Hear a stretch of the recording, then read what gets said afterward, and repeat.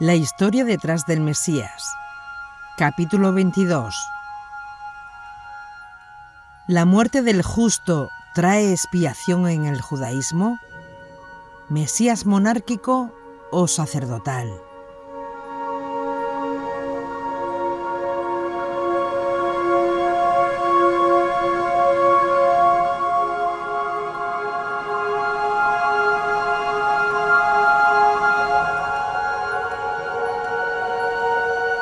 Iniciamos esta serie con el propósito de compartir una historia que no ha sido contada y que revela hechos que tuvieron lugar en un tiempo muy lejano.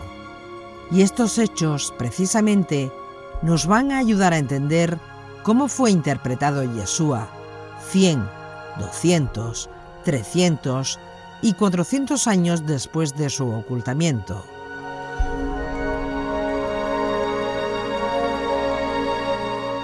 Podemos explicar históricamente o contar a alguien la historia de la vida y muerte de Yeshua. Pero si no contamos, explicamos, reinterpretamos correctamente o relatamos por qué y bajo qué contexto histórico, político, cultural y religioso fue que Yeshua hizo lo que hizo y al final lo mataron, estaremos contando una historia por la mitad. Yeshua fue visto o interpretado después por los apóstoles originarios, incluido Pablo de Tarso. Sobre esta interpretación del Yeshua ya exaltado por Dios después de su muerte y resurrección, es precisamente la escuela de Pablo de Tarso quien nos traslada la idea de un mediador entre Dios y los hombres. Pero ¿la muerte de un justo, un tzadikim, trae capará, expiación, por los pecados en el judaísmo?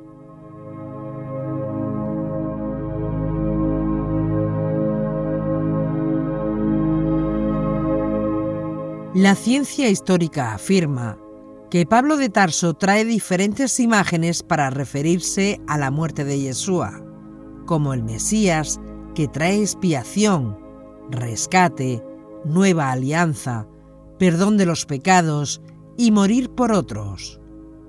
Como afirma el historiador Antonio Piñero, las imágenes del templo, para explicarlas, son abundantes en Pablo.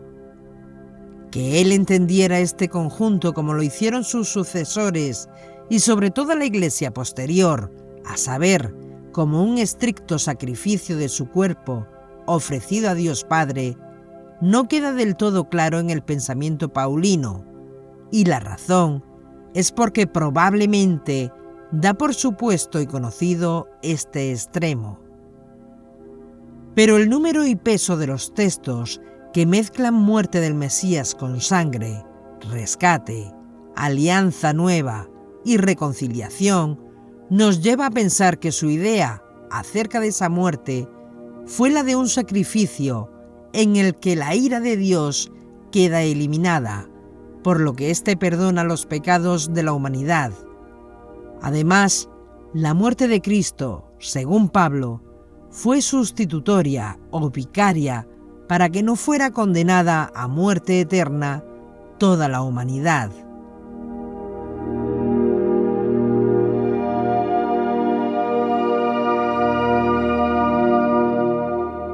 Es decir, lo que no queda del todo claro en el pensamiento de Pablo es cómo encaja la ofrenda o el sacrificio de Yeshua.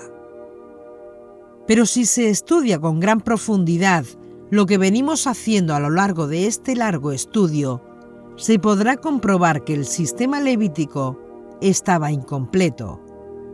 Para no repetir otra vez el mismo análisis expuesto en capítulos anteriores y en otra serie documental con otros detalles, recordemos que el sistema levítico no perdonaba los pecados de muerte y que requerían de un segundo redentor más grande que el primero, Moisés, que expiaría los pecados llamados Peshá o Feshain, penados con la pena capital, en esta vida y en el mundo por venir.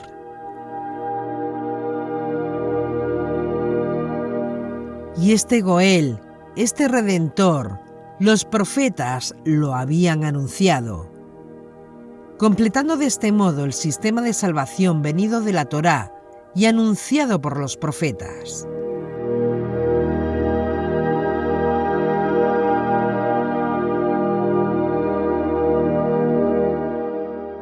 Una vez dicho esto, nos hacemos la siguiente pregunta. ¿La muerte de un justo, un tzadikim, trae capará, expiación, por los pecados en el judaísmo?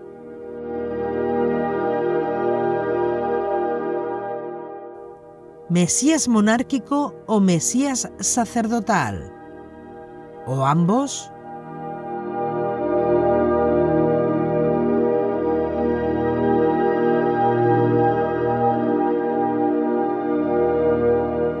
En todo el Tanaj, en toda la Biblia hebrea, conocida como el Viejo Testamento, podemos encontrarnos profecías que nos hablan, por un lado, de un Mesías regio, guerrero, invicto, monárquico, y por otro lado, nos encontramos con profecías de un Mesías sacerdotal, un Mesías sufriente, que tiene que realizar una función. ¿Cómo se puede reconciliar esto?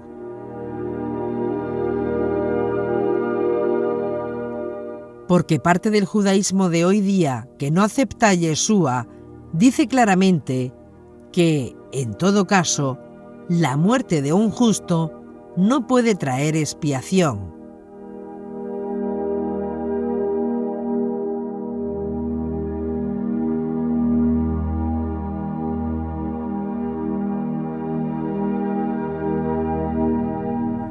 Cabe recordar lo que nos indica el historiador Antonio Piñero sobre que la figura del Mesías, futuro rey de Israel, davídico, que restaurará la gloria de Israel, solo se da en textos y tradiciones judías posteriores al Tanaj, como los Salmos de Salomón, 17:32, 18:5-7, Primera de Enoc, 48, 8:10, 52:4, Segunda Apocalipsis de Baruch, 29, 3:30, 1:4 y Esdras, 7:28-29, 12:32. La secta de Qumran esperaba también la venida de un sacerdote ungido de la línea de Aarón, por ejemplo, 1 QS 9:11. La idea de dos Mesías, uno guerrero y otro sacerdotal, es probablemente un reflejo o reflexión posterior sobre pasajes del profeta Zacarías que prevén el gobierno conjunto de un rey davídico y de un sumo sacerdote. Zacarías 3, 6, 8, 4, 13, 14, 6, 9, 13.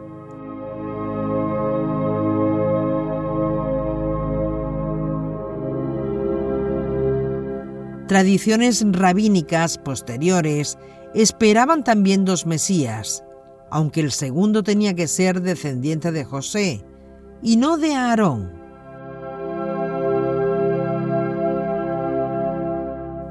Sin embargo, la mayor parte de los judíos del siglo I, antes y después de Yeshua, incluidos muchos de los miembros de la secta de los esenios, pensaban probablemente en términos de una figura davídica, un Mesías político guerrero, pero no sumo sacerdote, si hubieran oído el título sencillo y absoluto, el Mesías, igual el ungido.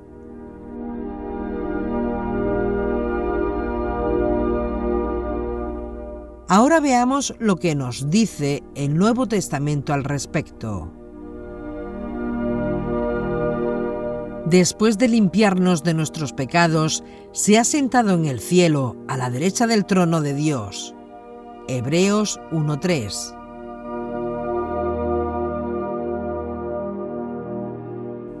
Ahora veamos lo que dice el Talmud en Masejet Moed Katán, folio 28a. Dijo Rabí Ammi: ¿por qué razón el relato de la muerte de Miriam es puesto siguiente a las leyes de la Pará Adumá? Para informarte de que, así como la vaca roja ofrece expiación por el uso ritual de sus cenizas, lo mismo ocurre con la muerte de un tzadik, que hace expiación por los vivos que ha dejado atrás. Rabí Eleazar dijo: ¿por qué se relata la muerte de Aarón junto al relato de las vestiduras de los Cohanim? Para informarte que, así como las vestiduras eran los medios para llevar a cabo la expiación, también la muerte de los tzadikim conduce a la expiación. Pero la misma cita lo desmiente. No es que el tzadik por su propio cuerpo cargue con pecados y pueda él por sí servir de expiación. Y continúa: la muerte del tzadik hace expiación por los vivos que ha dejado atrás. Esto ya contraría la idea misionera, porque para ellos Jesús hace expiación para siempre. Y sin embargo, ambos conceptos de expiación son totalmente opuestos, porque explican los mefarshim que la muerte del tzadik no es expiatoria por sí misma, sino por el impacto que causa en aquellos que dejó atrás, pues como el mismo comentario del Talmud lo dice luego. La muerte expiatoria vicaria es contraria al judaísmo. Entonces, ¿qué tenemos aquí? ¿Cómo explica esto parte del judaísmo de hoy día?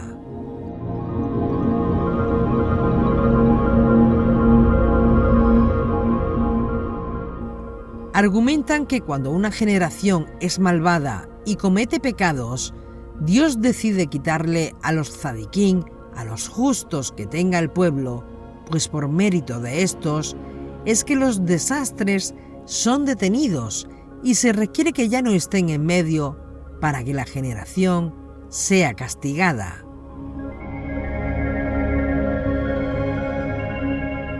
Rabí Yosef, hijo de Rabí Shemayá, dijo: cuando hay hombres justos en una generación, los justos son eliminados por muerte, por los pecados de la generación. Cuando no hay justos en la generación, los niños son eliminados por la generación. Talmud Shabbat 33b.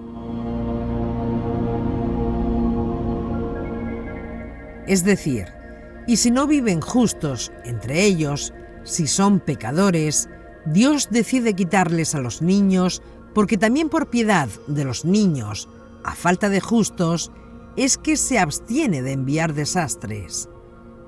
Todas estas medidas de castigo las envía a ver si la generación despierta al verse privada de justos y niños. Y sobre esto escribió el rabino Kook en Oro desde la tierra de Israel, páginas 263 a 265, adaptado de Mishbar Chur, páginas 346-347. Y citamos: ¿de qué forma la muerte de los tzadikim expía por el pueblo? El principal beneficio de la muerte de los tzadikim es que traen despertamiento espiritual y moral. De esta forma, el impacto positivo de los tzadikim es servir de modelos inspiradores luego de sus muertes.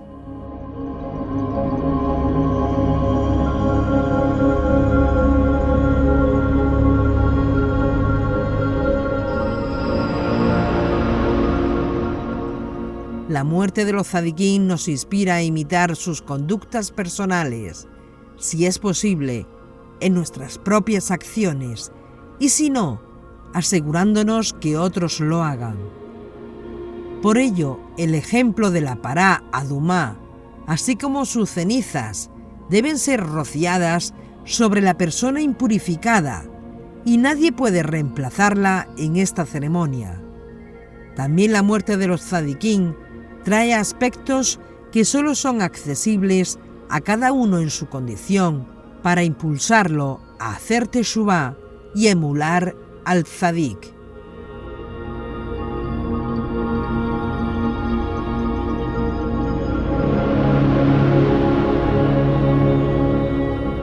En otras palabras, lo que ellos argumentan es que no es que el justo cargue místicamente con los pecados de la generación y los lleve cual vicario intermediario para ser perdonados por Dios, sino que la muerte del justo sirve a muchos a reflexionar en su modelo de vida y emprender un camino de rectificación. Y para probar que Yeshua no fue un justo, un tzadik, argumentan con varias citas del Talmud.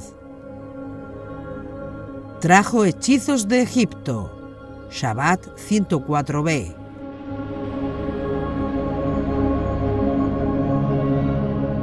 Era un loco, Sanedrín 67a.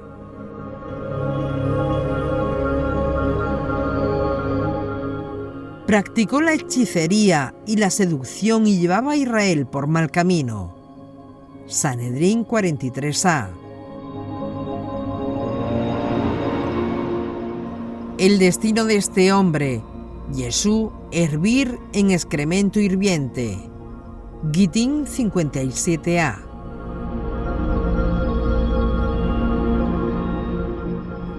En definitiva, para este judaísmo, la sangre no es el único medio de expiación y la muerte de un justo no puede expiar a nadie. Volvamos entonces a las dos figuras mesiánicas que encontramos en los profetas, es decir, el Mesías monárquico y el Mesías sacerdotal.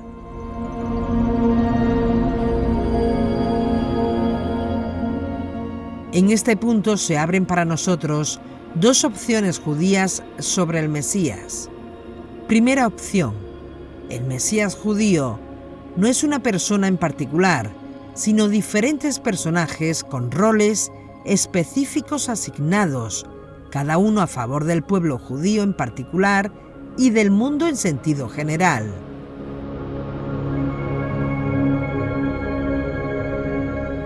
La segunda opción, que el Mesías judío no son diferentes personajes, sino una persona en particular que realiza varias funciones mesiánicas en diferentes momentos, tanto a favor del pueblo judío como del mundo entero.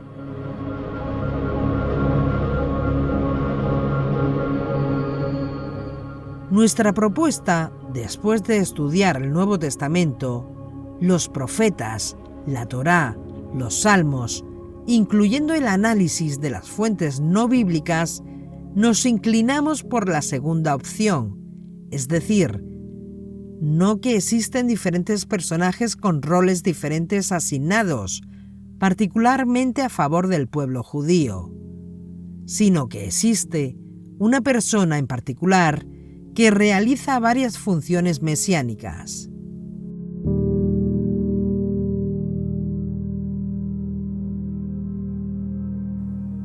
Y fundamentados en eso, tenemos una posición judía que encaja con la Torá a la perfección y marca nuestra exégesis o teología del Mesías, si es que podemos usar ese término. Y en este sentido hablamos del Mesías realizando dos funciones cruciales, o muchas, pero realizando dos funciones cruciales, críticas, fundamentales e insoslayables a favor de la redención de Israel y del mundo entero.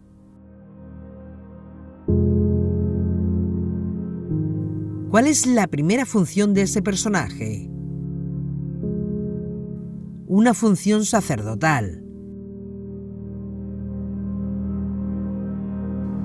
¿Y cuál es la segunda función de ese personaje?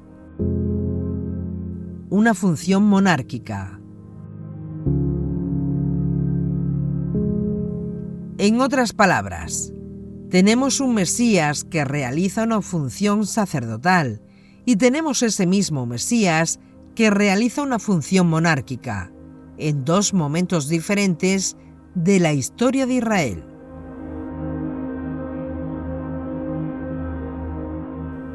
Y esta posición es lo que explica cómo, desde la perspectiva nazarena, la redención final de Israel y del mundo va a ser establecida primero con una fase sacerdotal y segundo con una fase monárquica.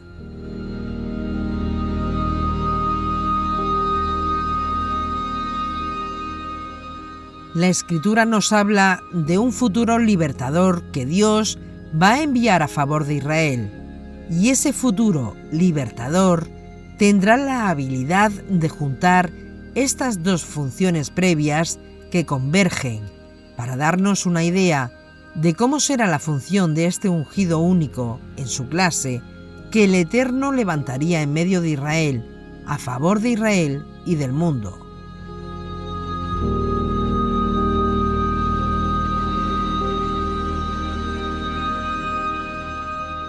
Por tanto, acerca del Mesías, como figura redentora, única y exclusiva, diferente al resto de los Mesías que aparecen en la Escritura, nos advierte que tendrá una función sacerdotal y tendrá también una función monárquica indiscutible.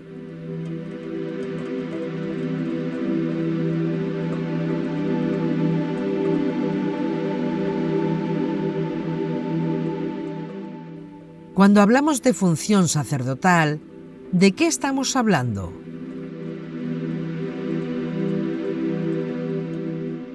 Cuando hablamos de función sacerdotal, significa que tiene que ofrecer un sacrificio, pues no podemos hablar de sacerdotes sin sacrificios.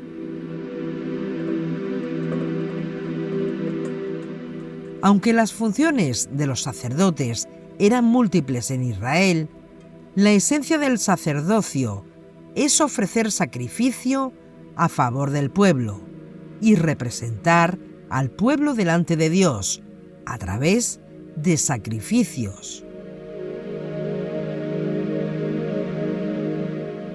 Entonces, cuando hablamos del Mesías realizando una función sacerdotal, significa que tendrá que ofrecer un sacrificio especial a favor de la nación de Israel y del mundo. Un sacrificio especial, no cualquier sacrificio.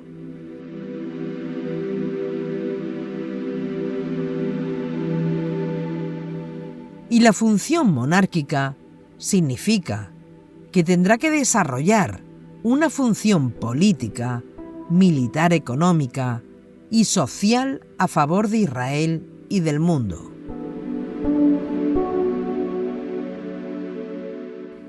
Eso que Maimónides describe como que en esa época, en la época del Mesías, todos los deleites que nosotros conocemos serán como polvo común.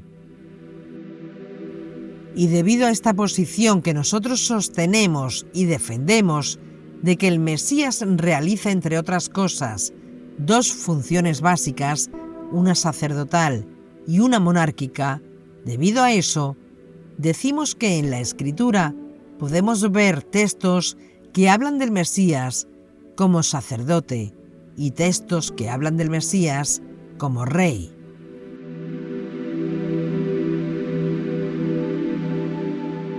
Por ejemplo, en el Salmo 110, verso 4, dice: «Tú eres sacerdote para siempre, según la palabra dicha por Melquisedec».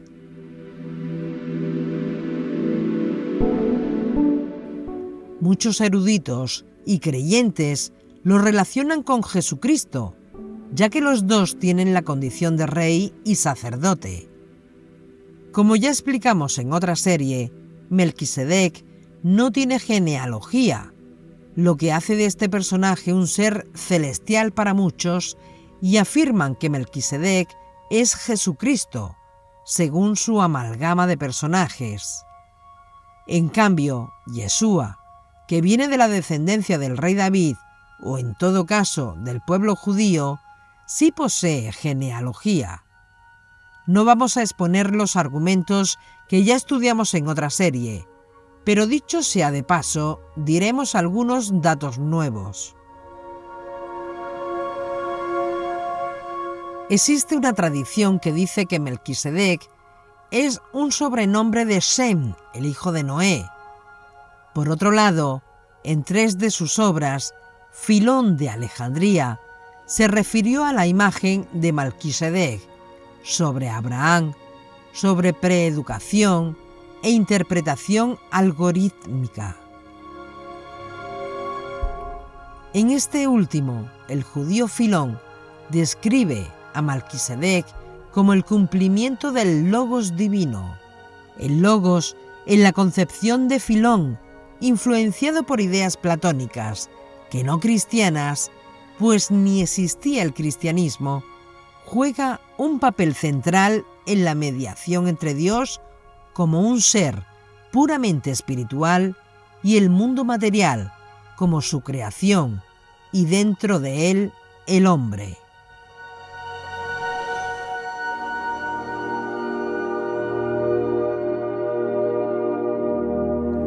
Parece que estas ideas de Filón tuvieron una gran influencia en la interpretación hacia los reyes de la justicia.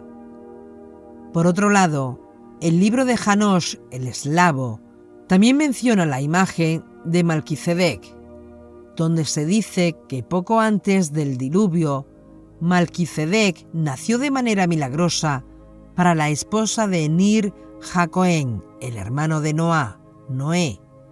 En su alegoría se describe que el sobrino de Noé, Melquisedec, nació físicamente desarrollado, vestido y marcado con el sello del sacerdocio.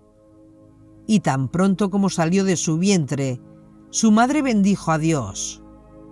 40 días después, el arcángel Miguel lo llevó al cielo, y así lo salvó del horror del diluvio.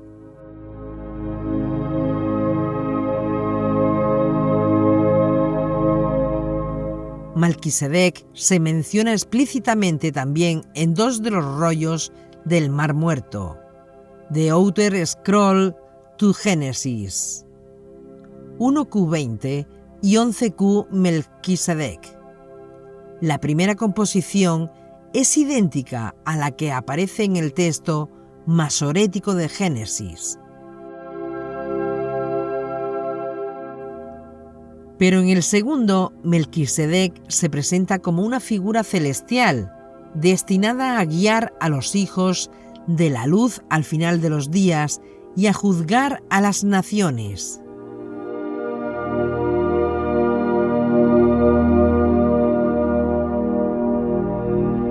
Otra conexión encontrada en Qumran, 4Q Anran, menciona otra figura celestial, Malachi-Ebil, que aparentemente es otro nombre para Belial, el líder de las fuerzas del mal.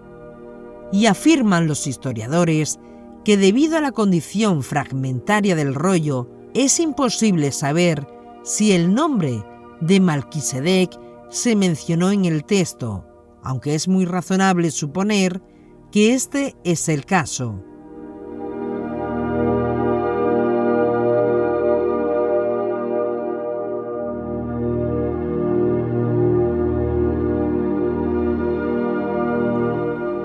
En la literatura de los sabios se hicieron varios intentos para tratar la cuestión del reinado de Melquisedec y su reinado sobre Salem, lo que conocemos ahora como Jerusalén, según la tradición más común, que viene de Rashi, sobre Bereshit 14, 18, 20 del Midrash Rabbah. Melquisedec se identifica como el nombre de Shem ben Noach, Sem hijo de Noé, Génesis 9:29, como evidencia de que el padre de Noé le dio allí el sacerdocio. Pero según el Midrash Teijin, Salmo, este no es el caso. Parece que a través de la identificación con Shem ben Noach, Chazal busca explicar la repentina aparición de los reyes de la justicia en la Torá como el sacerdote del Dios Supremo. Según el Midrash, del nombre que Abraham llamó miedo, verá la montaña del Señor, expresa reverencia y reverencia con el nombre Shalem.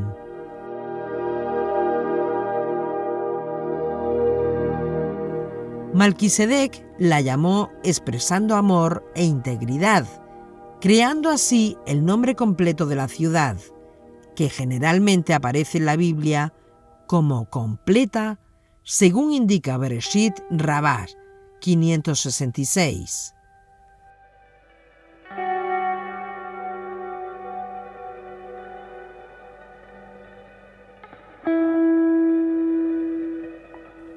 Otra tradición, mencionada en el Tratado Nedarim, en el Talmud de Babilonia, busca explicar la transición del sacerdocio de Malquisedec, Shem ben Noach, y sus descendientes directos a Abraham y sus descendientes. Y se hace a través de un midrash que combina los versos de Génesis con el verso del Salmo. El Señor está satisfecho, y no serás consolado para siempre, según mis palabras, para que pueda hacer justicia. Teijin Ki. Según este midrash, Malquisedec fue castigado por haber precedido su bendición a Abraham, por su bendición a Dios, diciendo: Bendito sea Abraham del Dios Altísimo, Creador de los cielos y de la tierra, y bendito sea el Dios Altísimo que entregó tus enemigos en tu mano. Génesis 14, 19, 20. Abraham le dijo: ¿por qué debería darse la bendición de Abed a la bendición de su hijo? Inmediatamente se lo dio a Abraham, como se dice: el Señor le dijo a mi Señor: siéntate a mi mano derecha hasta que ponga tus enemigos de pie. Y está escrito: Él es el sacerdote del Dios Supremo. Él es un sacerdote, y su simiente no es Cohen. Nedarim 32b.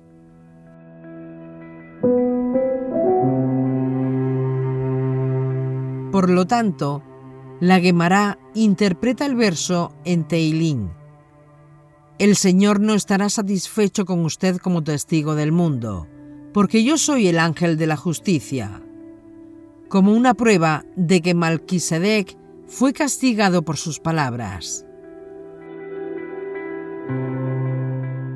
Como resultado, el sacerdocio pasó a Abraham y sus descendientes para siempre.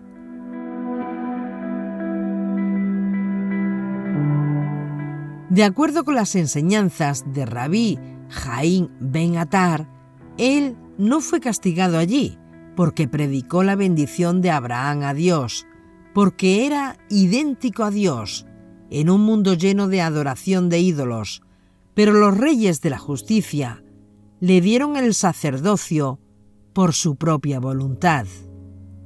Además de estas tradiciones que se ocupan de la imagen física de Malquisedec, aparentemente también existían otras, en los círculos de los sabios, que lo atribuyeron a un papel escatológico.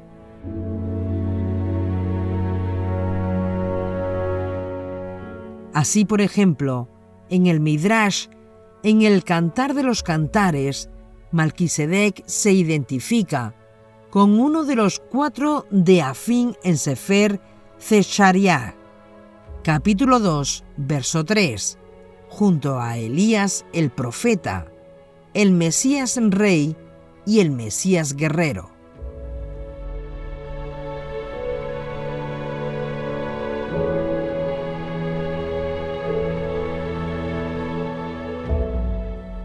Una vez expuestos todos estos datos, vamos a ver lo que el Salmo 110, verso 4 dice: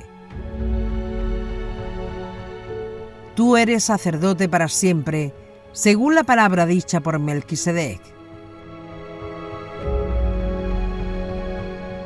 De esto se deduce que si el sacerdocio de Aarón fuera perfecto, ¿qué necesidad había de introducir un sacerdocio diferente a su casa?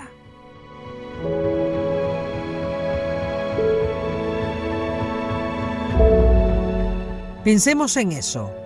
Si todos los problemas relacionados con el pecado pueden ser solucionados con el servicio de Aarón, es decir, con el sacerdocio de Aarón a través de la ley de Moisés, ¿qué necesidad hay que el rey David, por inspiración divina, hable de otro sacerdote, que alguien se iba a levantar en Israel y que no viene de la línea del sacerdocio de Aarón, sino de la línea de Melquisedec?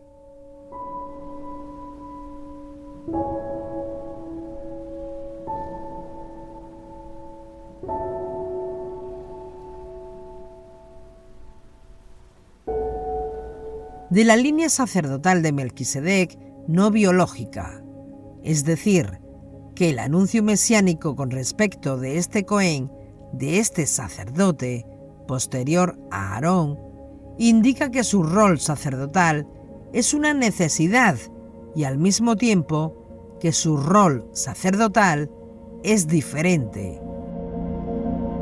Y que además no solamente es necesario, no solamente es diferente, sino que además es superior al de Aarón.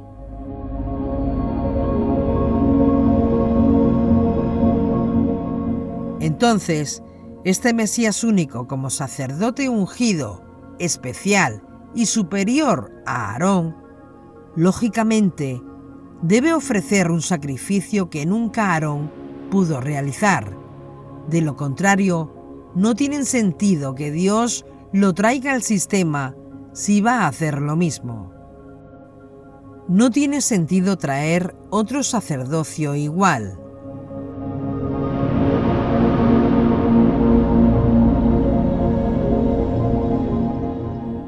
Si va a realizar el mismo sacrificio que Aarón, no tiene sentido. Lógicamente, si alguien nos ha prometido un sacerdote superior a Aarón, es porque tiene que hacer un sacrificio superior al de Aarón.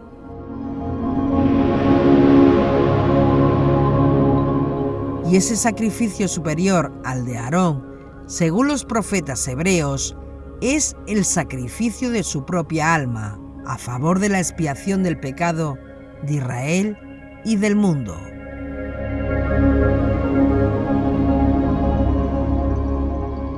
¿Qué pecado?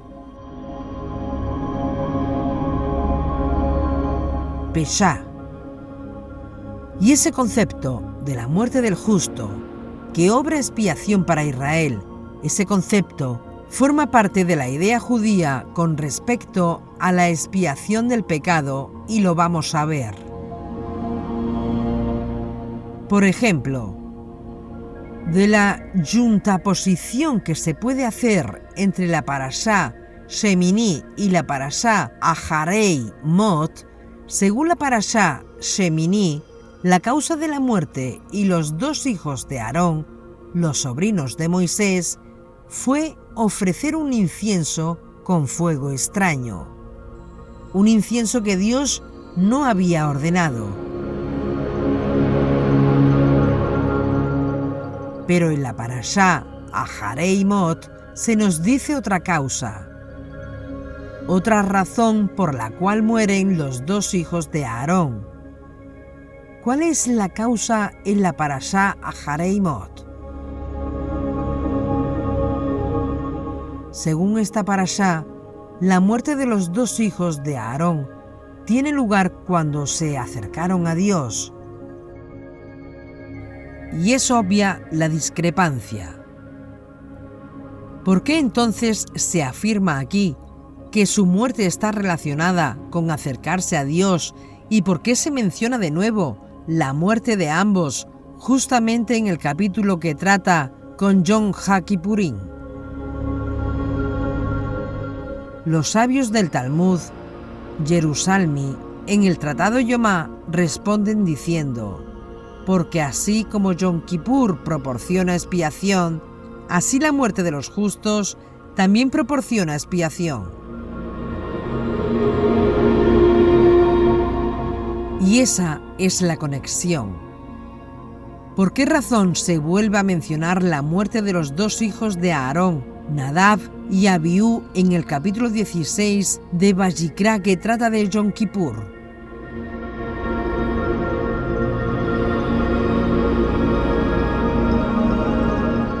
La respuesta es porque así como Yom Kippur proporciona expiación, así la muerte de los justos también proporciona expiación. Entonces, ¿cuál es la conexión entre la muerte de los justos con Yom Kippur? A esto responde el judaísmo, que no cree en Yeshua, diciendo: Nadab y Abiú eran dos personas extraordinariamente justas. Al morir, sus espíritus ascienden al mundo de las almas, y cuando ellos llegan, otras almas justas que están allí, que les precedieron, se alegran con su llegada. Y esa alegría de esas almas y esa alegría de esos ángeles que están recibiendo las almas de los justos que llegan al mundo de las almas, esa alegría facilita, según el judaísmo talmúdico, facilita que un espíritu de perdón y expiación alcance a los deudos de esa persona justa que murió aquí en la tierra. Y esa es la conexión con Yom Kippur. Y se sigue enseñando en el judaísmo talmúdico lo siguiente. El rabino Natán Sherman, en su comentario de esta parashá, él dice lo siguiente, y recuerden que este rabino no cree que Yeshua sea el Mesías. Para que Yom Kippur sea operativo, se requiere una condición, y para que la muerte de los justos sea operativa, impartiendo la expiación, se requiere una condición.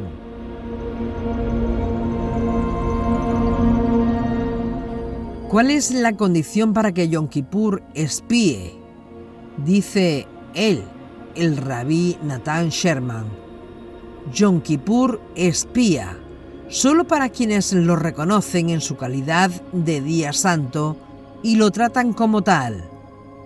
Pues para quienes representa solamente un día de abstención de comida y labores, pero carente de una dimensión espiritual, Yom Kippur no proporciona expiación.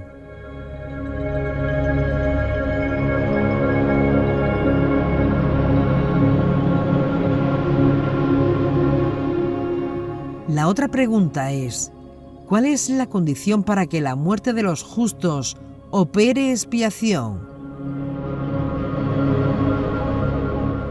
Responde el judaísmo talmúdico del rabí Natán Sherman: para que la muerte de los justos opere expiación, se requiere que los justos, aquí en esta vida, honren al justo que ha muerto. Si no lo honran, no se benefician del ascenso al cielo cuando estos fallecen.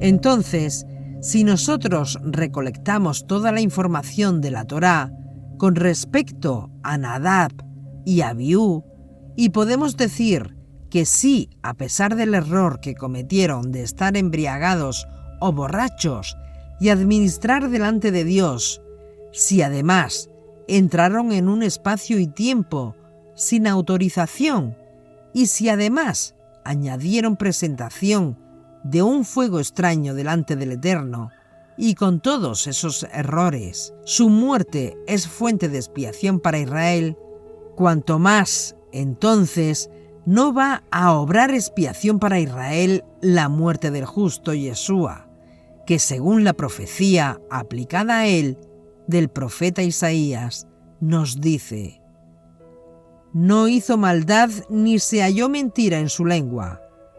Mas quiso Yujei Bajei quebrantarle con dolencias.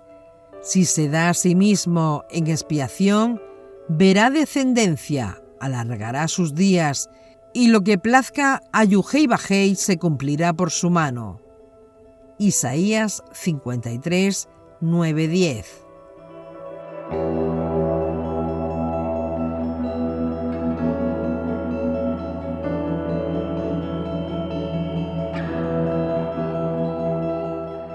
¿Cómo se beneficia un creyente en el Dios de Israel y en Yeshua como su ungido de su justicia?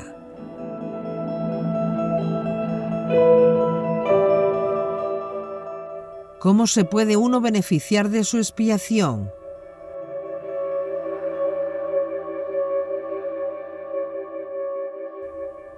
Cuando lo honramos.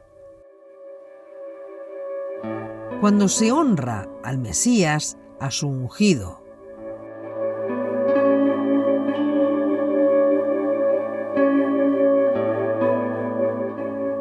Tal vez muchos comprendan ahora mejor cuando de Yeshua dijeron: el que no honre al Mesías, no honra el Padre que lo envió. Juan 5:23. Oh, el que a vosotros escucha, a mí me escucha, y el que a vosotros rechaza, a mí me rechaza, y el que a mí me rechaza, rechaza al que me envió. Lucas 10:16.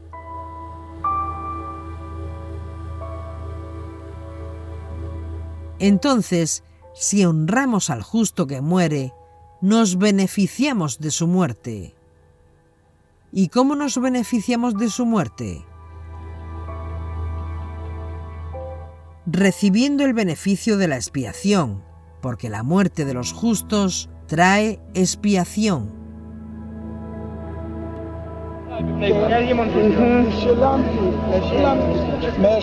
Pero si en vez de honrarlo, lo deshonramos, si en vez de respetarlo, lo irrespetamos, si en vez de encomiarlo, lo denigramos, no te puedes beneficiar de su expiación. En otras palabras, la expiación del justo Mesías es operativa solamente para los que le honran.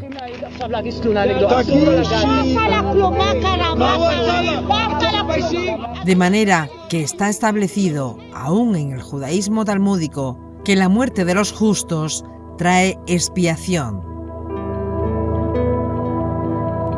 Por otro lado, la mejor interpretación de esto, sin duda alguna, la tenemos del rabino Pablo de Tarso, mucho tiempo antes del judaísmo talmúdico, cuando enseñó: al que no conoció pecado, le hizo pecado por nosotros, para que fuéramos hechos justicia de Dios en él. 2 Corintios 5:21. No es de extrañar que esa declaración fuese vista como un nuevo sentido a la muerte del Mesías, hecho que para muchos de sus compatriotas judíos era inexplicable. Pues un Mesías muerto no valía nada. Esa declaración es muy profunda. Lo hizo pecado. No lo consideró un pecador, sino más allá todavía, lo hizo pecado al que no conoció pecado y que no tuvo ninguna relación íntima, ninguna vez, con el pecado. Por nosotros lo hizo pecado, para que nosotros fuésemos hechos justicia de Dios en él.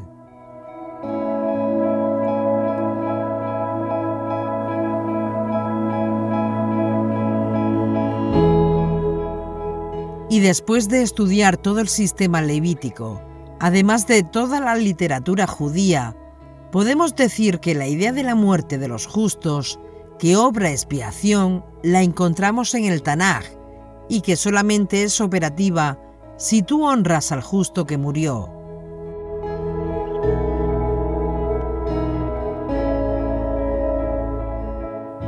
Y así como en el judaísmo rabínico, se ha enseñado que la muerte de los justos trae expiación, si honramos al justo que muere, para el judaísmo de los nazarenos, así también la muerte de Yeshua, el más justo de los justos, más justo que Noé, más justo que Abraham, más justo que Isaac y Jacob, más justo que David, más justo que todos los profetas, más justo que Moisés, más justo y sublime que los ángeles ministeriales.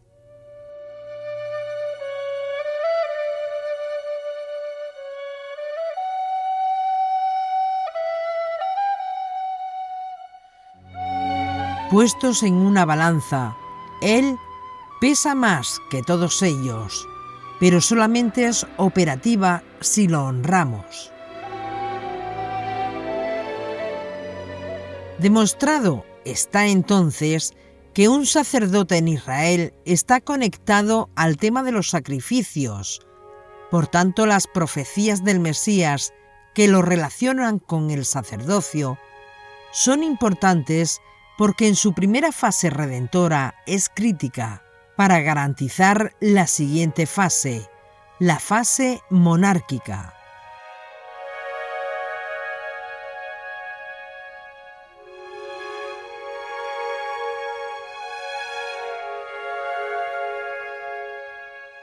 En otras palabras, desde nuestra perspectiva, la fase monárquica del Mesías no puede darse si no se da primero la fase sacerdotal.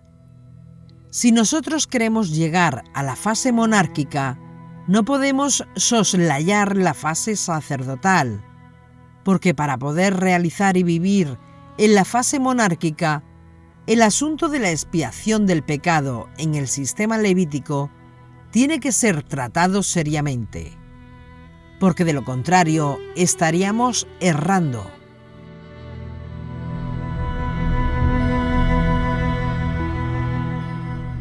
Para que podamos tener un punto de referencia en el tiempo, se nos advierte por los profetas judíos que este ungido se le va a cortar la vida antes de la destrucción del segundo templo.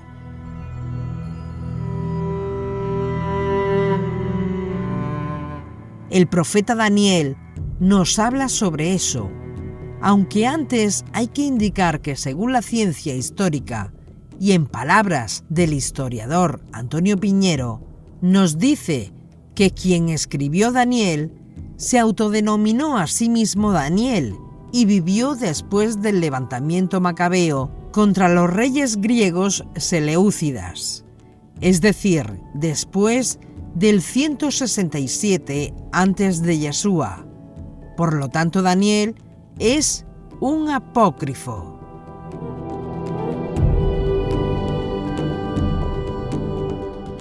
Fue escrito inmediatamente después del levantamiento de los macabeos en el año 168 antes de Yeshua, contra la helenización de Judea propuesta por el rey seleucida Antíoco IV y recibido con entusiasmo por muchos jerusalemitas ilustrados que estaban de acuerdo en convertir a Jerusalén y Judea en general en un reino o provincia más del helenismo, dejando atrás su cultura bárbara, la Biblia y sus leyendas, la ley, etc.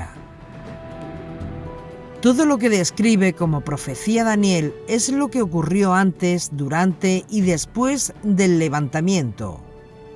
Ocurre que en el siglo II, no se sabe cuándo, la hipótesis de que hubo un concilio en Yamnia a finales del siglo I es muy discutida. Cuando los rabinos declararon qué libros eran sagrados y cuáles no, es decir, cuando moldearon el canon de la Biblia hebrea, fueron engañados por el apócrifo y creyeron que ese Daniel era en verdad un profeta de tiempos de Nabucodonosor, es decir, antes de que en la época del reinado de Artajerjes II de Persia, momento hacia el 425 antes de Yeshua, en el que los sacerdotes y sabios del entonces Israel declararon solemnemente que la profecía había cesado en Israel y que los libros producidos posteriormente a esa fecha serían piadosos, etc., pero no sagrados y no podían ser aceptados en el canon. Por otro lado, dice Piñero, la interpretación del texto de Daniel 9:25 es errónea. Por ejemplo, el Mesías, es decir, el ungido, asesinado, es ciertamente el sumo sacerdote Onías III, depuesto por Antíoco IV, sustituido por su hermano Yeshua, que cambió el nombre en Jasón, quien a su vez fue eliminado del sumo sacerdocio por el helenista Menelao, que a la postre mandó asesinar a Onías III en torno al 172 antes de Yeshua.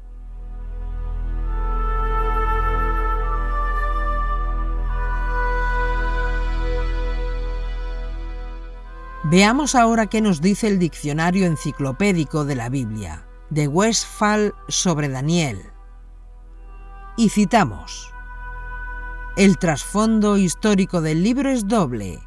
Por un lado, los recuentos colocan a Daniel en Oriente, en las cortes de los reyes de Babilonia y de Media hasta Ciro, o sea, en el siglo VI a.C.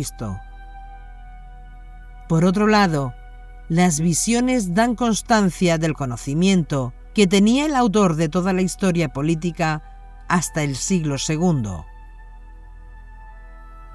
En varias ocasiones, el vidente insiste en las persecuciones de Antíoco Epífanes, las cuales casi destruyeron al pueblo judío.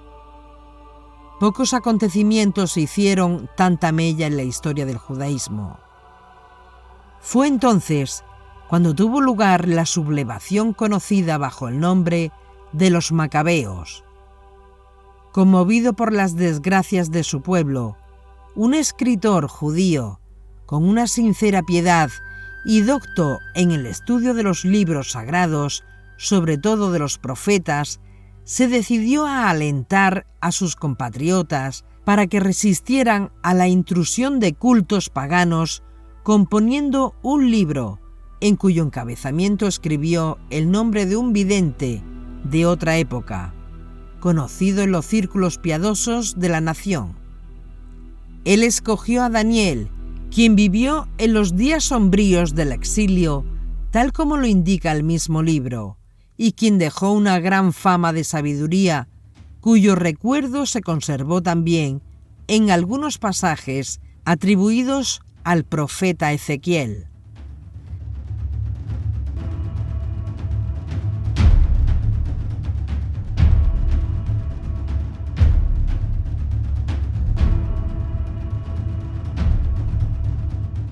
No hay que confundir a nuestro Daniel con los personajes de segundo rango citados en los libros de Esdras y Nehemías. Si pues el redactor antedató su libro, no hay que olvidar que la publicación de obras seudónimas era una usanza constante en su época, y la profecía pasaba entonces por muerta, y se procuraba asegurar mayor autoridad a los nuevos libros colocándolos bajo el patrocinio de los grandes iniciados de otrora.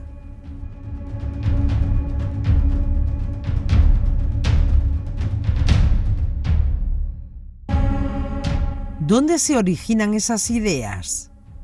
Las críticas al libro de Daniel no son nuevas y se remontan al siglo III después de Yeshua, cuando un filósofo del Imperio Romano llamado Porfirio pensó que la influencia del cristianismo representaba una amenaza.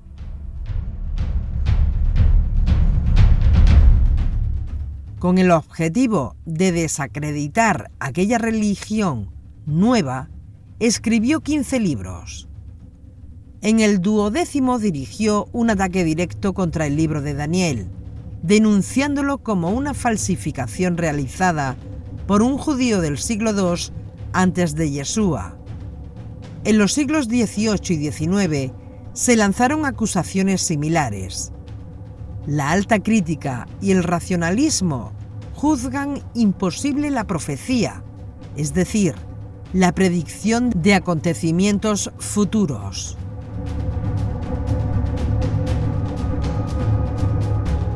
Daniel se convirtió en uno de sus blancos predilectos. Los críticos afirmaron que había muchas pruebas de que no fue Daniel quien escribió esa obra durante el exilio judío en Babilonia, sino alguien que vivió varios siglos después. Tantos fueron los ataques que un escritor hasta compuso una apología titulada Daniel en el foso de los críticos.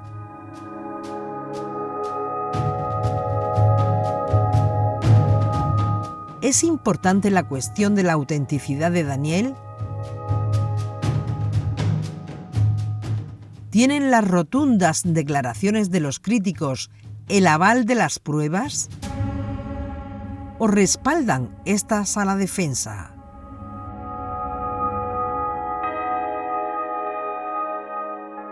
La cuestión es de primordial importancia, pues no solo está en la balanza el prestigio de esa obra antigua, sino también la fe para el que sea creyente. Porque si el libro de Daniel es un fraude, sus promesas para el futuro de la humanidad no son más que palabras vacías.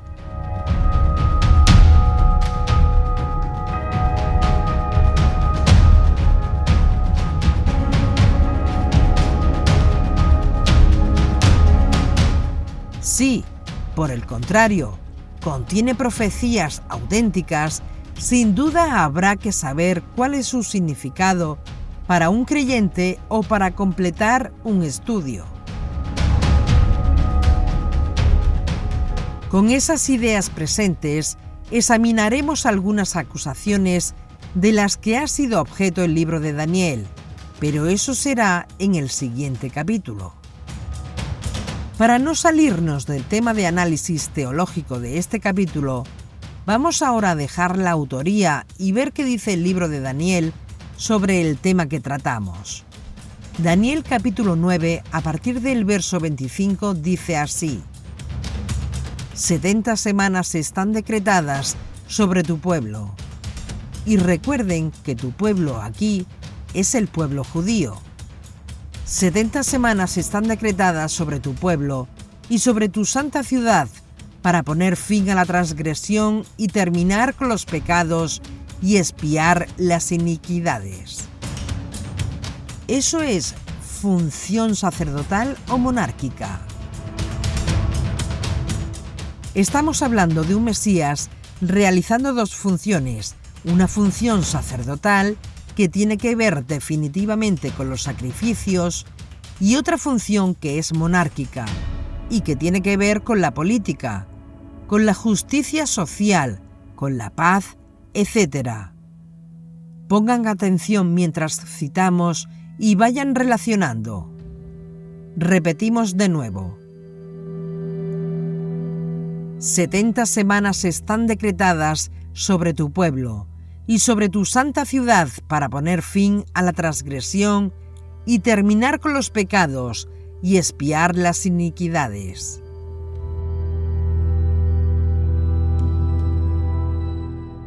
Transgresión, pecados e iniquidades. ¿Eso es sacerdotal o monárquico? Es sacerdotal.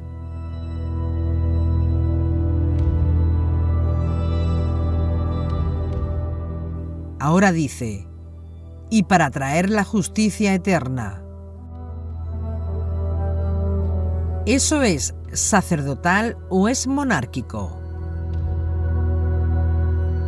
Monárquico. ¿Qué viene primero, lo sacerdotal o lo monárquico? Lo primero es lo sacerdotal. La fase sacerdotal viene primero para terminar con los pecados, expiar las iniquidades, traer la justicia eterna, poner fin a la visión y ungir al Santo de los Santos.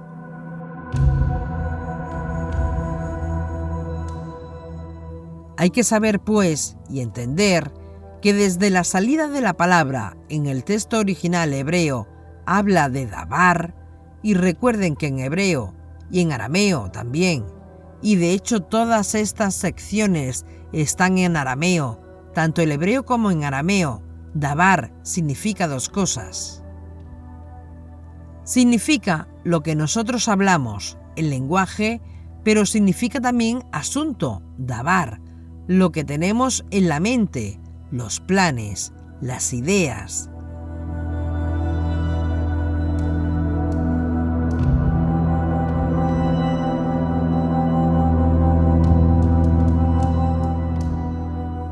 Continuamos.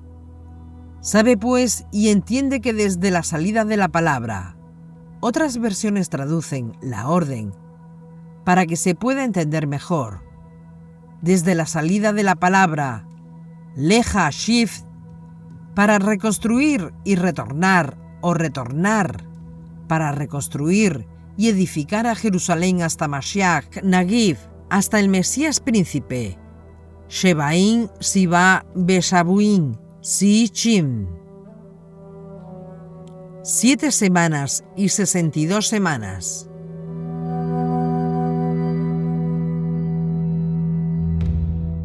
Vamos a hacer un paréntesis aquí y explicar algo muy importante. Las traducciones de los judíos que todavía no conocen ni reconocen a Yeshua traducen este texto de Daniel haciendo un cambio, y es muy importante que se conozca ese cambio. Ellos traducen así: sabe pues y entiende que desde la salida de la palabra para retornar y reconstruir Jerusalén hasta el príncipe ungido serán 7 semanas. Y ahí ponen un punto. Cierran la idea ahí y ponen un punto y seguido. Entonces sigue el texto. Y por 62 semanas calles y plazas se reconstruirán otra vez en tiempos difíciles. En otras palabras, separan las 7 semanas de las 62 semanas para que no sean 69 semanas continuas en el tiempo, sino 2 periodos separados, uno de 7 semanas y luego otro de 62 semanas.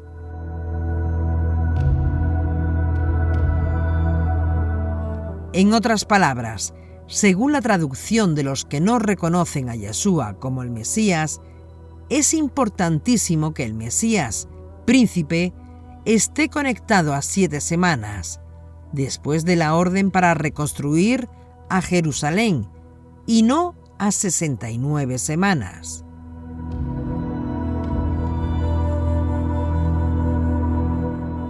Esto es un tema muy difícil de entender para muchos, pero observen las palabras de la traducción. Sabe pues y entiende que desde la salida de la palabra para retornar y reconstruir Jerusalén hasta el príncipe ungido serán 7 semanas. Punto y seguido. Y por 62 semanas, calles y plazas se reconstruirán otra vez en tiempos difíciles.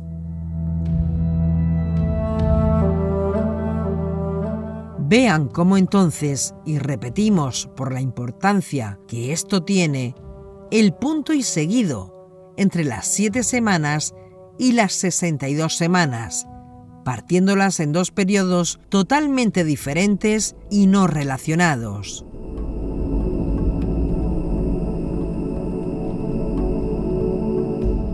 El texto de la Torá que tenemos hoy día no tiene esa separación.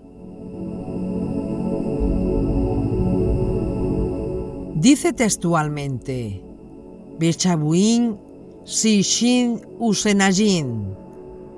Traducción literal: semanas 7 y semanas 62.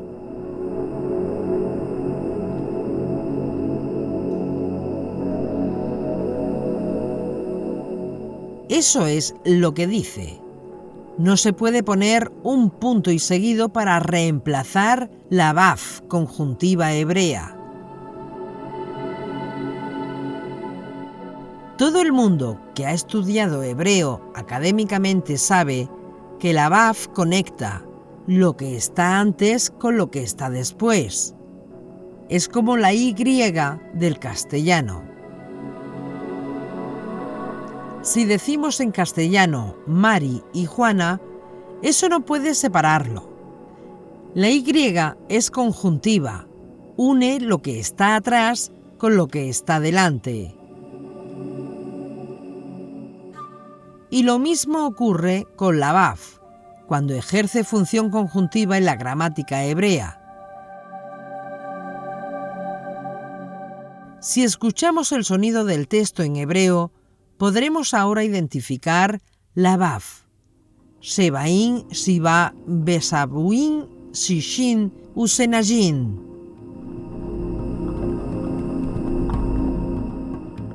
Besabuin. ¿Escucharon la Vav ahí? Besabuin. No se puede traducir 7 semanas, punto y coma, y abrir otra idea, y por 62 semanas.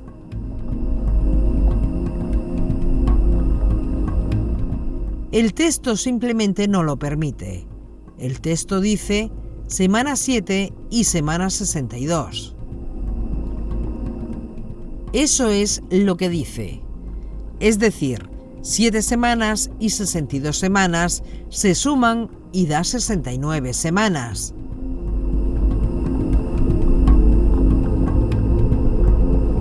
En otras palabras, el tiempo que hay que contar entre la salida de la palabra o del decreto para edificar a Jerusalén, y cabe recordar que Daniel está en el exilio, Jerusalén está en ruinas, el templo está destruido, y el ángel le está diciendo a Daniel que el tiempo que hay que contar entre la salida de la palabra para edificar Jerusalén hasta la aparición de este misterioso personaje, identificado por Daniel como Mashiach Nagui, el Mesías príncipe, son 7 semanas y 69 semanas.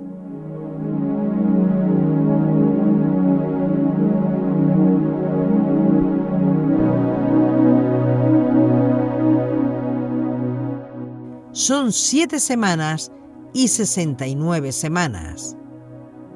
Es decir, el tiempo que hay que contar no son 7 semanas. El tiempo que hay que contar son 7 semanas y 62 semanas. Después de las 62 semanas que siguen al primer periodo de 7 semanas, dice el texto de Daniel, Yikaret Mashiach, que quiere decir, le será aplicada la pena de Karet al Mesías. Y ahora podrán ver la similitud. Al que no conoció pecado por nosotros, lo hizo pecado. 2 de Corintios 5:21.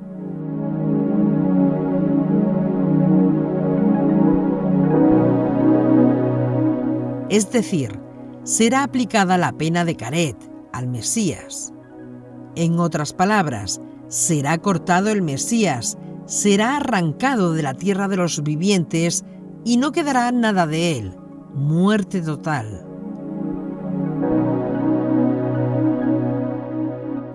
Dice el texto arameo de Daniel, no quedó nada, dejó de ser. ¿Qué pasará después? Dice el texto de Daniel, Yikaret Mashiach Be Jair.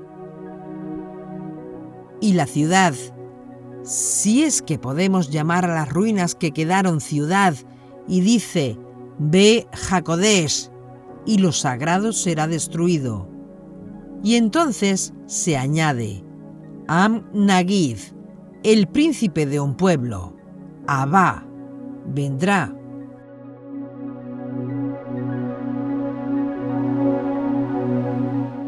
Vamos a poner todo esto en orden para que se pueda entender lo que está tratando de decirnos el profeta. Lo que dice el texto es lo siguiente: y después de las 7 semanas y las 62 semanas, es decir, después de 69 semanas, será cortado el Mesías y nada quedará de él. Y entonces el príncipe de un pueblo vendrá y destruirá la ciudad y los santos, y su fin será con inundación, y hasta el fin de la guerra durarán las desolaciones. Y eso es lo que tenemos ahí. ¿Cómo lo interpretamos? Eso es el texto, y cómo lo interpretemos es otra cosa. Lo puedes interpretar forzando el texto y reemplazando la Vav por un punto y seguido, para separar las 7 semanas de las 62 semanas. Si haces eso, entonces el Mesías Nagiv, quien quiera que sea, ese no es el debate ahora, ese Mesías, ese personaje enigmático que menciona Daniel ahí, tiene que aparecer después de 49 años, es decir, 7 semanas de años. Pero si contrario a esa posición tú no pones un punto y seguido ahí, sino que sigues la Vav del texto hebreo, entonces ese Mashiach Nagiv no va a aparecer en Israel después de 7 semanas, sino después de 69 semanas.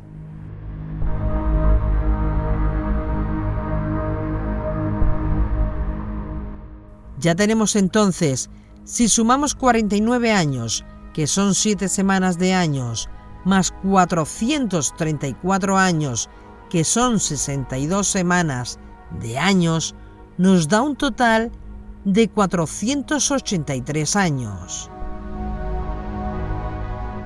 Dicho de otra manera, después de 483 años, según la cuenta de los años judíos, no según la cuenta del calendario gregoriano de hoy día, de 365 días, sino según la cuenta de los años judíos que se usaba en la época de Daniel, después de 483 años, según la cuenta con que el profeta Daniel contaba los años, desde la emisión de la palabra dada de retornar y reconstruir Jerusalén y el templo, deberá tener lugar un evento importantísimo en la historia judía.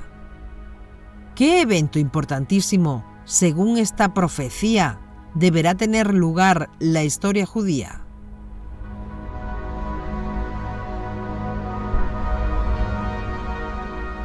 Yikaret Mashiach. Y después que ocurra Yikaret Mashiach, entonces tendrá lugar la destrucción de la ciudad de Jerusalén y del templo de Jerusalén por un príncipe de un pueblo que habrá de venir.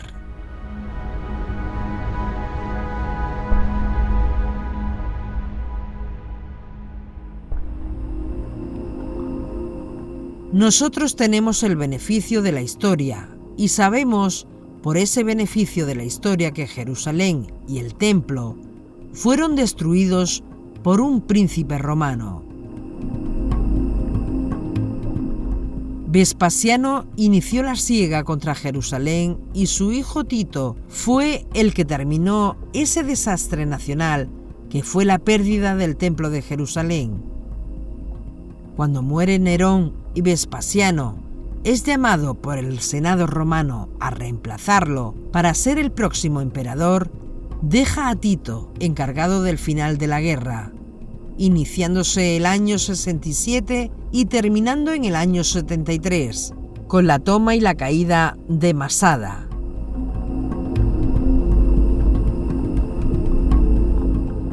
Según esta interpretación, el Mesías ungido de Daniel tuvo que haber aparecido en Israel y haber experimentado Yikaret Mashiach antes de la destrucción de Jerusalén y del templo.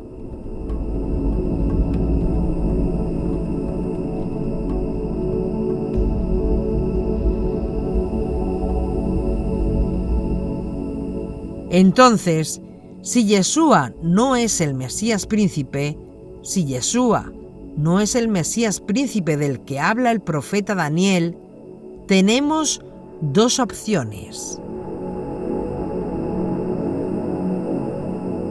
Primera opción: buscar quién es el Mesías príncipe que experimentó Yikaret Mashiach antes de la destrucción del templo de Jerusalén en el año 70.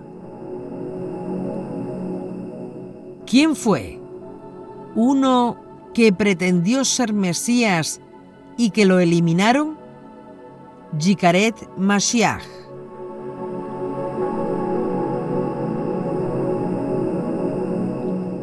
La segunda opción es decir que esta profecía aún no se ha cumplido y tenemos que esperar a que se reconstruya el templo. Y esperar, además, que un Mesías príncipe aparezca, que sea Yikaret Mashiach. Es decir, que sea cortado de la tierra a los vivientes y después de eso, que Jerusalén sea destruida de nuevo junto con el templo, el tercer templo en este caso, destruirlo de nuevo y añadir otro exilio largo y penoso para Israel, que vendría de camino. Son las dos opciones que tenemos. Y es evidente entonces que como están las cosas hoy día y con el poder de las armas nucleares, bacteriológicas, el poder de las armas tiene un efecto destructivo a un nivel que escapa la mentalidad humana.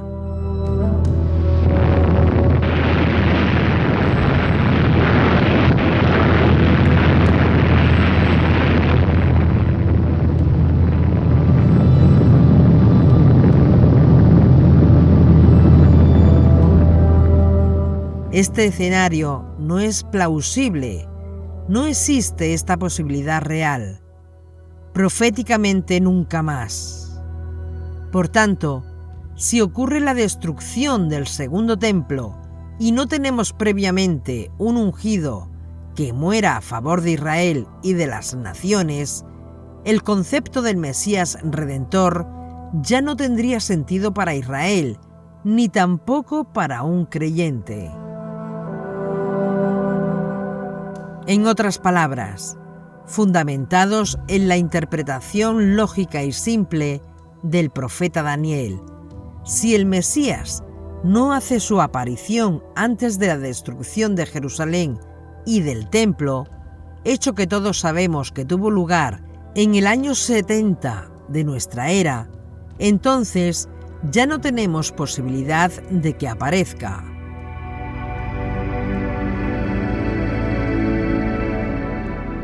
¿Cuál es nuestra posición?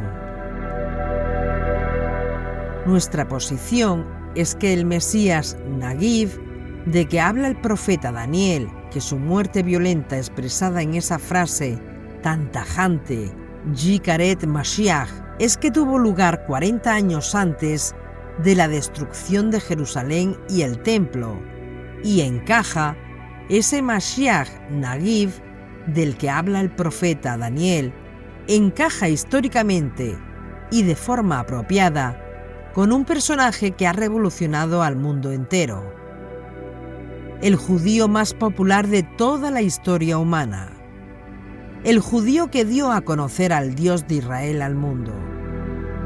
Y esta es una de las muchas razones por las cuales todo apunta a que si Él no es el Mesías, ya no podremos esperar ningún Mesías, por cuanto las condiciones históricas exigidas por las profecías, específicamente por el profeta Daniel, ya no podrían darse esas condiciones históricas.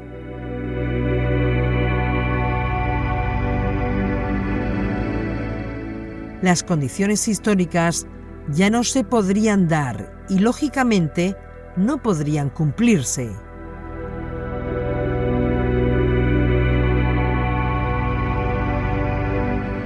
Sin embargo, si nosotros aceptamos que Yeshua es el Mashiach Nagiv, del que habla el profeta Daniel, entonces podemos tener la seguridad de que la única persona que califica para llenar esa exigencia profética es Yeshua, que fue Yikaret Mashiach, 40 años antes de la destrucción de Jerusalén y del templo.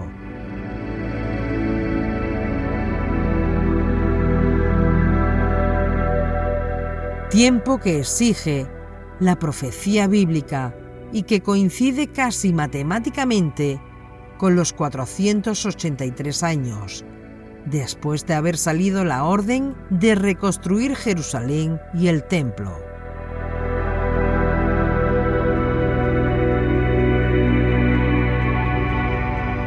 Por supuesto, lo más enigmático y misterioso de todo esto es pensar que esas 69 semanas de años de Daniel fueron el tiempo fijado para probar al pueblo judío si ellos cumplirían o no la difícil y enorme tarea de causar Yikaret Mashiach, para que la escritura se cumpliese, aún sin tener conciencia de lo que estaba ocurriendo.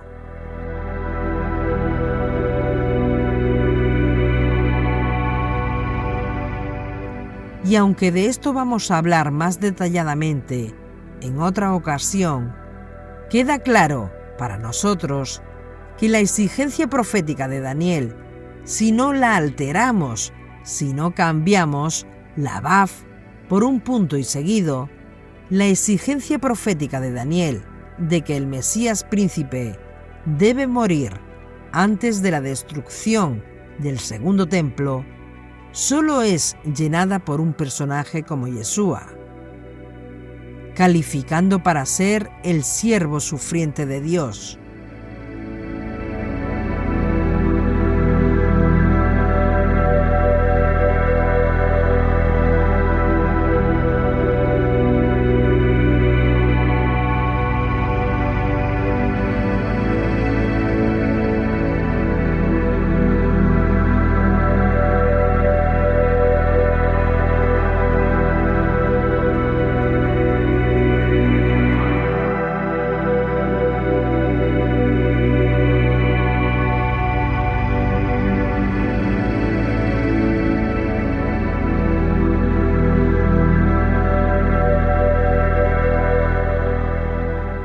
Para ser el siervo sufriente de Dios, que ofrece voluntariamente su alma a favor de la redención de todo Israel y del mundo, si las condiciones de arrepentimiento exigidas por Dios están presentes.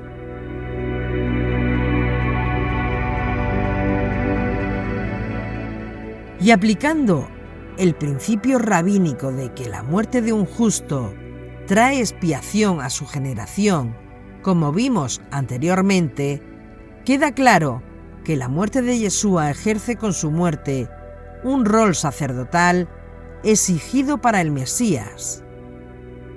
Esto es, poner fin a los pecados y las transgresiones de Israel y del mundo.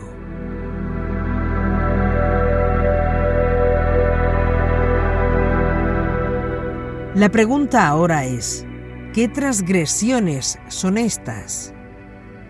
Dice el profeta Daniel, poner fin a las transgresiones. Y se sobreentiende y entendemos las transgresiones de Israel. Pero, ¿qué transgresiones? No son simples transgresiones, porque no son transgresiones de peleas entre la familia o amigos, tampoco sobre un robo o un chisme. No son simples transgresiones, son transgresiones sumamente críticas para ser incluidos en esta profecía.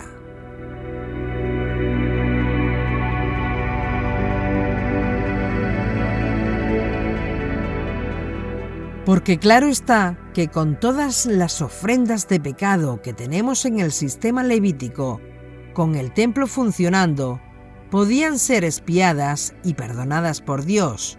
Es decir, te arrepentiste, bien, perfecto.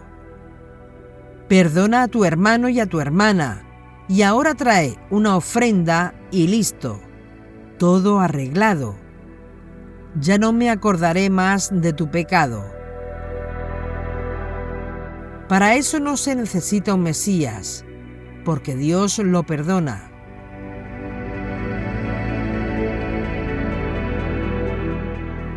También hay que recordar que está Yom Kippur, quitando transgresiones. Yom Kippur marca el final de los 10 días del arrepentimiento. Así se le ofrece al pueblo judío la última oportunidad de obtener el perdón y la absolución de sus pecados del año anterior. En el judaísmo, en Yom Kippur, se somete a juicio a todas las personas para el año venidero. Para ser merecedor del perdón de los pecados, el día se dedica al arrepentimiento espiritual y se adopta el compromiso de iniciar el año nuevo con la conciencia limpia, pidiendo perdón al prójimo, desde la seguridad de saber que Dios perdona a todas las personas que se arrepienten de verdad de sus malos actos. Y eso es el sistema, y así funcionaba.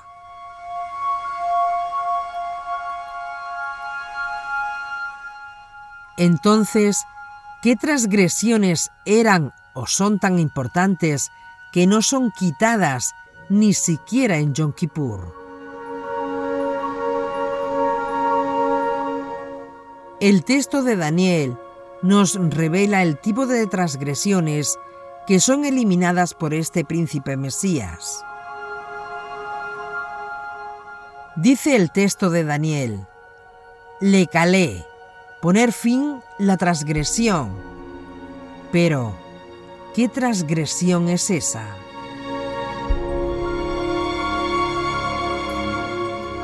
Daniel habla en su profecía acerca del tipo de transgresiones que este Mesías príncipe tiene la responsabilidad de expiar.